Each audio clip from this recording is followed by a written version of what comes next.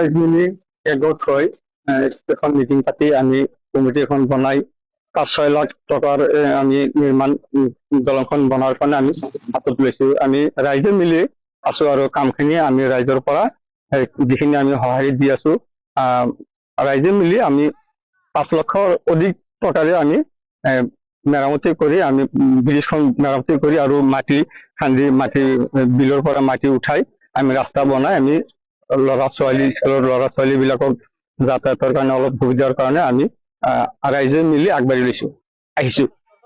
চৰকাৰৰ পৰা আমাকে পঞ্চায়ত যেতিয়া আমাৰ আহিছিল, পঞ্চায়ত আহি ফণীভূষণ চৌধুৰী আৰু ভৱেন ৰায় আহি ভাণ্ডাৰা পঞ্চায়তত যেতিয়া ৰাইজক সন্মুখত কথাত প্ৰতিশ্ৰুতি দিছিল যে পঞ্চায়তটো জিকাওক, আপোনালোকক আমি ব্ৰিজখন বনাই দিম। তেতিয়া প্ৰতিশ্ৰুতি দিয়াৰ পিছত আমি পঞ্চায়তৰ ৰাইজে মিলি ভোট প্ৰদান কৰি মেম্বাৰৰ পৰা ডেলিগেট প্ৰেচিডেণ্ট হোৱাৰ পিছতে আমাৰ কোনো ব্ৰিজৰ কোনো সা সুবিধা নাপালো। তেতিয়া সন্মুখত বিধানসভা আহি আছে, ক'লে যে বিধানসভাখন অহাৰ পিছত আমি MLA বনাই দিয়ক, আমি আপোনালোকক যিখিনি যোৱাৰ কাৰণে বিহিত ব্যৱস্থা কৰি দিব লাগে, ব্ৰিজখন বনাই দিম। তেতিয়া পঞ্চায়ত বিধানসভা পাৰ হৈ গ'ল। তেতিয়া নিৰ্বাচন আমাৰ ভৱেন ৰায় MLA হ'ল।